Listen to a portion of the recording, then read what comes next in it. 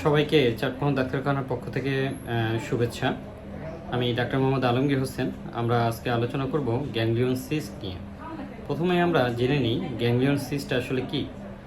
আমাদের মানে হাতের বিভিন্ন জয়েন্টে যেখানে আমরা বেশি মুভমেন্ট হয়, যেমন হাতের কবজি বা পা বা বিভিন্ন জয়েন্টে যদি কোনো ফুলে যাওয়া অংশগুলোতে সাধারণত ব্যথা হতে পারে বা আমাদের দৈনন্দিন যে কর্মকাণ্ড সেগুলোতে ব্যাঘাত ঘটতে পারে, এরকম সমস্যা তৈরি হতে পারে।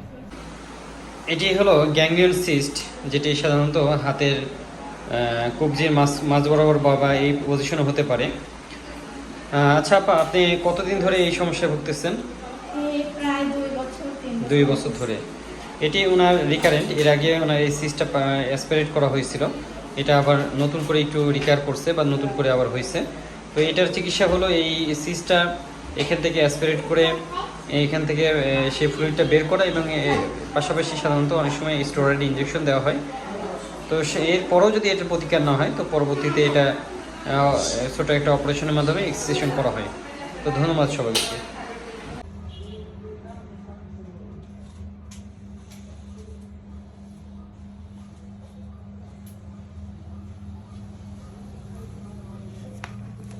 নরম পা, নরম, রিল্যাক্স, পা নড়ানো যাবে না। হ্যাঁ, তো গ্যাংলিয়ন সিস্টটা আসলে কিভাবে তৈরি হয়? আমাদের জয়েন্টের মধ্যে যে ফ্লুইড থাকে, সাইনোভিয়াল ফ্লুইড, সেই ফ্লুইডটা একটা আবরণের মাধ্যমে ফুলে ওঠে, এটাকে গ্যাংলিয়ন সিস্ট বলে। তো গ্যাংলিয়ন সিস্ট হলে আমরা কি করব? প্রথমে আমাদের নিশ্চিত হতে হবে এটা আসলে গ্যাংলিয়ন সিস্ট কিনা। তো গ্যাংলিয়ন সিস্ট এটা কিনা, এই জন্য বিভিন্ন ইমেজিং করে দেখতে হবে বা আলট্রাসোনোগ্রামের মাধ্যমে এটা নিশ্চিত হতে হবে যে এটা গ্যাংলিয়ন সিস্ট। তো গ্যাংলিয়ন সিস্ট যদি হয়, তাহলে আমরা রোগীকে পরামর্শ দেব এটা ডাক্তারের পরামর্শ নিতে এবং একটা চিকিৎসার মধ্যে থাকতে। তো সাধারণত গ্যাংলিয়ন সিস্ট যদি বড় হয়, তাহলে সেক্ষেত্রে সার্জারি দরকার হয়, এবং সার্জারির পাশাপাশি এটা চিকিৎসার মধ্যে থাকতে হয়। যদি সার্জারি না করা হয়, যদি সিস্ট যদি ছোট থাকে, তাহলে সেক্ষেত্রে আমরা সিস্টটা সিরিঞ্জিংয়ের মাধ্যমে পাংচার করে সিস্টের মধ্যে যে পিচ্ছিল তরল পদার্থ সেটা বের করে নিয়ে আসতে পারি। আমরা এটা পরিষ্কার করে নিচ্ছি।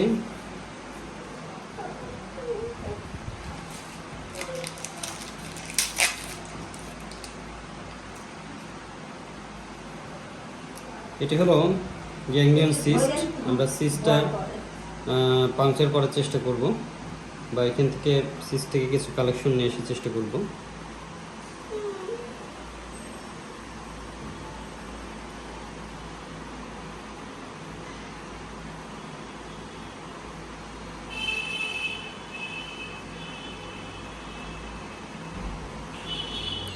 এই যে দেখুন, একদম তরল জেলির মতো একটি পদার্থ বের হচ্ছে।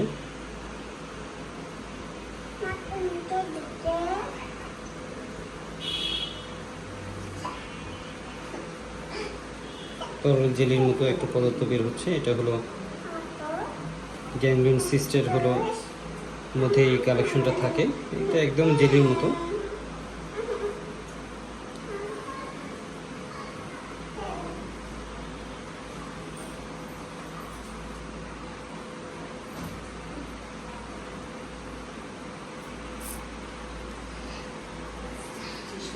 এই দেখেন কতটুকু আছে জেলি, দেখছি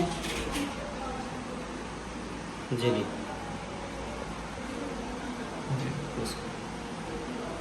দেখছেন জেলির মতো আসছে না? ক্লোজ করুন।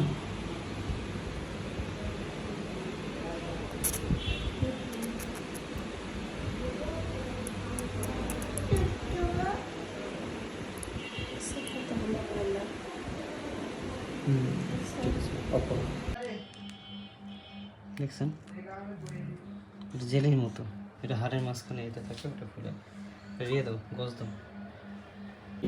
এর পাশাপাশি যদি প্রয়োজন হয়, তাহলে আমরা জয়েন্টে বা সেই জায়গাগুলোতে লোকালি স্টেরয়েড ইনজেকশন দিতে পারি।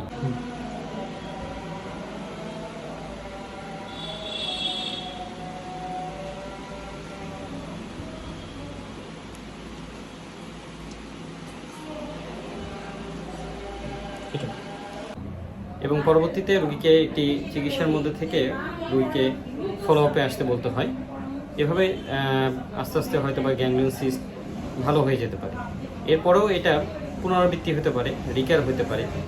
সাধারণত যদি কোনো আঘাত হয় বা যদি কোনো আর্থাইটিস থাকে বা যদি সেই জয়েন্টের মুভমেন্ট বা ব্যবহারটা খুব যদি বেশি হয়, তাহলে কিন্তু গ্যাংলিয়ন সিস্টটা রিকার হতে পারে বা পুনরাবৃত্তি হতে পারে। পুনরাবৃত্তি হলে সেটা সাধারণত সার্জারি করে ফেলাই ভালো।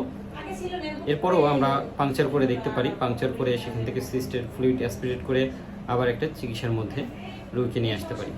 তো সকলকে ধন্যবাদ আজকের আলোচনায় যে গ্যাংলিয়ন সিস্টটা কী এবং এটার প্রতিকার কী, চিকিৎসা কী, এই বিষয়ে আমরা জানলাম। সবাই সুস্থ থাকবেন, ভালো থাকবেন। ধন্যবাদ।